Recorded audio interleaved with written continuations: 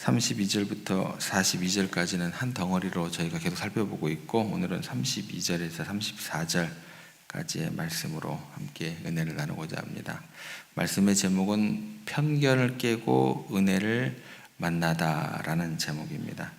우리가 세상을 바라볼 때 있는 그대로의 모습으로 우리가 잘 바라본다고 생각을 하지만, 우리는 사실 저마다 다른 색깔의 안경을 끼고 이렇게 세상을 바라보게 됩니다. 그 안경의 이름은 편견 그리고 선입관이라는 안경입니다. 그리고 이 안경은 우리에게 하루아침에 만들어진 것이 아닙니다. 오랜 시간 동안 내가 겪었던 경험, 또 내가 몸담아 왔던 공동체의 생각, 그리고 나도 모르게 쌓여져 왔던 수많은 판단들이 모여서 아주 자연스럽게 내 눈의 일부가 되어버린 것들입니다. 그래서 이 안경을 벗는다는 것이 참으로 어려운 일입니다. 왜 그러냐면 너무나 익숙하기 때문에 그렇습니다. 혹시 우리들도 그런 안경을 쓰고 있지는 않는지 한번 돌아보게 됩니다. 그런데 하나님의 말씀, 또 성경의 위대함이 바로 여기에서부터 출발하게 됩니다. 성경이라는 것은 우리에게 전혀 새로운 안경의 렌즈를 선물하게 됩니다. 이게 이제 하늘의 렌즈라고 우리가 이야기할 수 있겠죠. 우리가 익숙하게 여기던 세상의 기준, 또 내가 옳다고 믿었던 인간적인 그 잣대들을 산산히 부수고 그 너머에 있는 진리의 참 모습을 보여주는 렌즈가 되는 것입니다. 그래서 하나님의 말씀을 읽는다라는 것은요, 내가 늘 끼고 있던 익숙한 안경을 잠시 내려놓을 마음의 준비들을 하셔야 돼요. 그리고 새로운 눈으로 세상을 바라보려는 겸손함도 우리 가운데 있어야 되고, 어쩌면 용기 있는 그런 결단도 필요한 순간이, 또 시간이 되는 것입니다. 그래서 오늘 우리가 잠시 내려놓아야 할 가장 익숙하고도 강력한 안경 하나가 있습니다. 그것은 뭐냐면 영웅에 대한 우리들의 생각입니다. 특히 죽음 앞에 있는 영웅에 대한 그런 신화적인 어떤 생각들, 우리가 내려놓아야 할 것입니다. 우리는 보통 영웅이라고 생각을 하게 되면 죽음 앞에서도 당연히 초연해야 한다라고 생각을 하게 됩니다. 그래서 두려움 없이 또 의연하게 당당하게 죽음을 맞이하는 사람들, 그걸 진정한 영웅이라고 우리는 칭송을 하게 됩니다. 그래서 인류의 역사를 보면 그런 영웅들의 이야기로 가득 차 있게 됩니다. 철학의 아버지라고 불리는 소크라테스를 한번 보시면, 그는 도망칠 기회가 있었음에도 불구하고 자신의 철학적인 그 신념을 지키기 위해서 아주 담담하게 자기에게 주어진 독배를 마시게 됩니다. 그래서 죽음 앞에서도 전혀 흔들리지 않는 모습, 오늘날까지도 많은 사람들의 깊은 울림을 주게 됩니다. 그리고 여러분들 영화 가운데 브레이브하트라는 영화가 있었습니다. 스코틀랜드의 자유를 위해서 싸웠던 영웅 윌리엄 월레스의 그 이야기인데요. 그 영화의 마지막 장면을 보게 되면 런던의 광장에서 윌리엄 월레스가 이제 처형을 당하는 장면이 나오게 됩니다.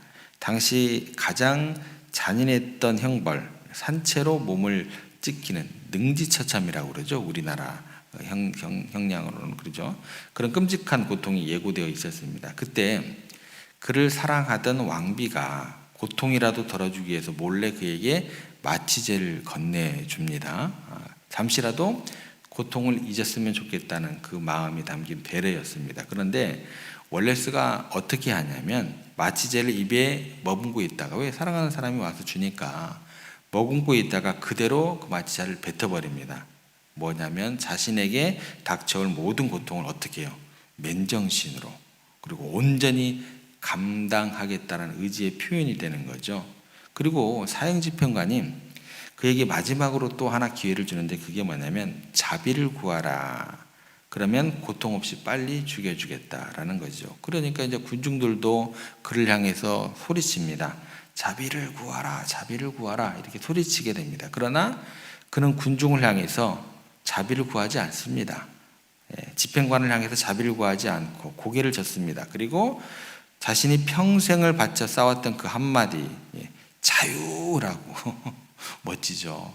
그렇게 외치고 생명을 마치게 됩니다. 그리고 그 처절한 외침 앞에 모든 군중은 숙연해질 수밖에 없었고, 그의 죽음은 스콜틀랜드의 사람들의 마음에 자유를 향한 그런 불씨를 지피게 되었습니다. 그러니까 우리가 보면 죽음의 고통을 초월한 그의 강인함 앞에서 감동하고 그를 영웅으로 기억하게 되는 장면으로 마무리하게 됩니다. 이처럼 세상은 우리에게 이야기합니다. 봐라, 이것이 진짜 영웅이다. 고통 앞에서 흔들리지 않는 그 강인함, 이것이 바로 우리가 찬양해야 될 영웅의 진짜 모습이다 라고 우리들 가운데 외치게 되더라는 거예요. 그런데 바로 그 순간 우리가 가진 이 영웅이시라는 안경을 끼고 오늘 성경 본문을 바라보게 되면 우리는 굉장히 당혹감에 빠져들게 됩니다. 우리의 모든 기대를 무너뜨리는 한 남자의 고뇌에 찬 모습을 마주하게 되기 때문에 그래요. 눈물을 흘리고 또 공포에 흔들리는 한 사람을 만나게 되는데 그 사람이 베드로도 아니었고 바울도 아니었다라는 거예요. 죽음의 그림자 앞에서 심히 놀라고 슬퍼하고 온몸으로 고통을 또 공포를 느끼는 한 사람, 그분이 바로 우리가 주님이라고 부르는 예수 그리스도이십니다. 그분께서 얼마나 괴로웠는지 가장 사랑하는 제자들을 붙들고 이렇게 말씀하십니다. 내 마음이 심히 고민하여 죽게 되었으니. 너무나 괴로워서 마치 죽을 것 같다라는 처절한 인간적인 결국. 이 절규를 바라보는 우리들은, 이 장면을 바라보는 우리는 깊은 혼란에 빠질 수밖에 없게 됩니다. 원래 이분이 어떤 분인 줄 아세요? 거친 풍랑을 말씀 한마디로 잠잠케 하시면서 어찌하여 두려워하느냐라고 제자들을 꾸짖었던 분이 원래 이분이에요.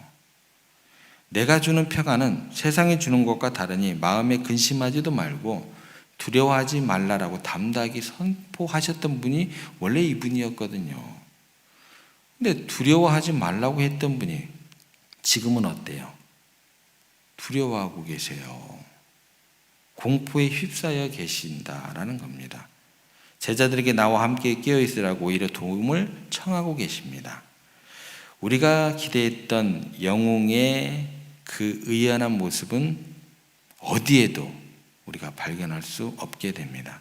오히려 평범한 우리보다 더 연약해 보이는 모습으로 죽음의 고통 앞에서 고뇌하고 계십니다. 바로 세상이 기독교를 공격하는 지점이 이 지점이 될 수도 있습니다. 봐라, 너희들이 믿는 예수라는 사람은 말이야 소크라테스보다 못하지 않느냐. 죽음 앞에서 벌벌 떨었던 나약한 인간일 뿐이잖아. 이 질문 앞에서 우리가 가진 영웅 신화라는 낡은 안경으로는 아무런 대답을 할 수가 없습니다.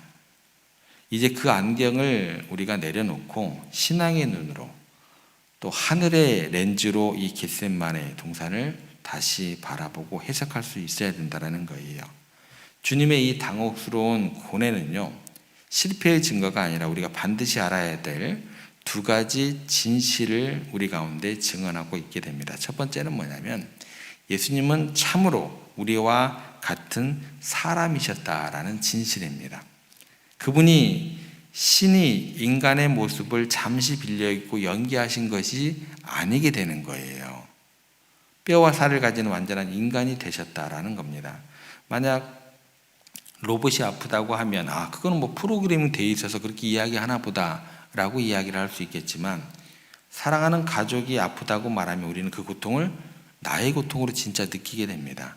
예수님의 고통도 진짜다라는 거예요. 그래서 죽음이 가져오는 육체적인 고통, 또 존재가 천천히 부정당하는 근원적인 공포를 그 누구보다도 깊고 아프게 느끼셔야만 했다라는 겁니다. 그래서 그분은 우리의 가장 깊은 두려움과 고통을 온전히 이해하시고 공감하시는 분이 되십니다.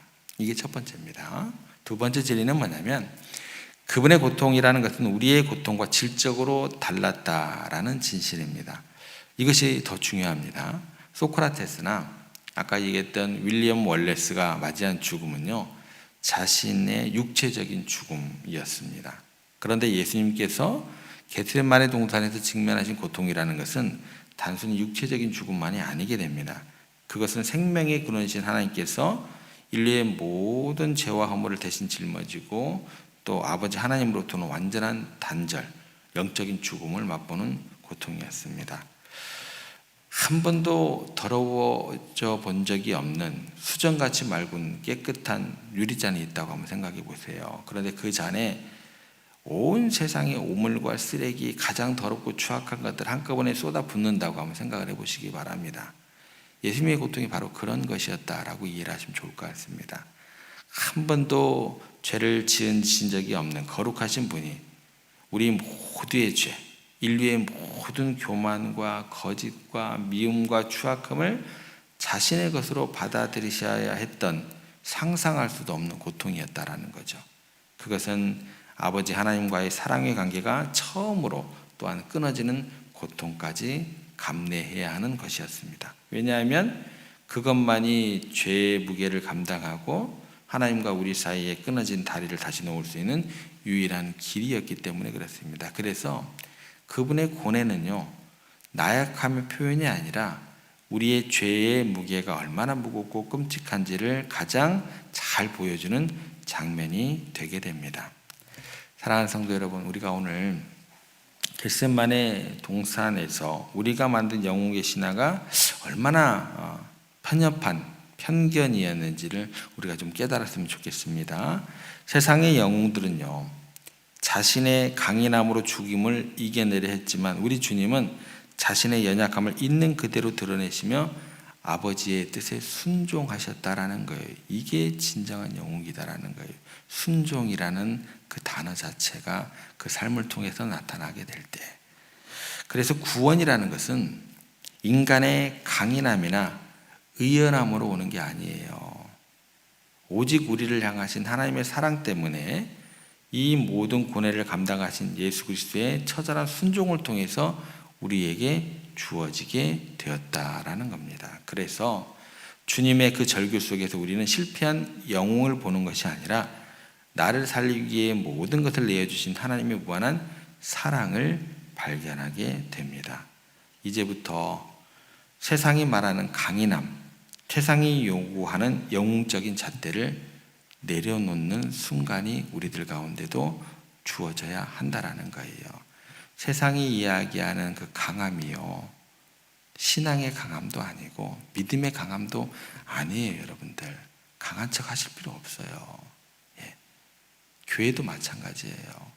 목사도 마찬가지고 장로님들도 마찬가지고 권사님들도 마찬가지예요. 그 강함, 세상이 요구하는 그 영웅의 잣대 내려놓으시기를 바랍니다. 삶의 무게가 버겁고 때로는 죽을 것 같은 고통 속에서 홀로라고 느껴질 때 겟세마네 동산에서 나를 위해 땀이 핏방울이 되도록 기도하며 고뇌하셨던 주님의 모습을 묵상해 보시기를 바랍니다. 그리고 그분의 고뇌 속에서 나를 향하신 하나님의 진실한 사랑과 또한 세상이 줄 수 없는 참된 위로를 우리가 그때 발견하게 될 것입니다. 우리의 모든 편견을 깨뜨리시고 가장 깊은 사랑의 진리로 우리를 인도하시는 주님의 은혜가 여러분 모두의 삶 가운데 또 오늘 하루의 삶 가운데 충만하게 또 임하시기를 주님의 이름으로 축복합니다.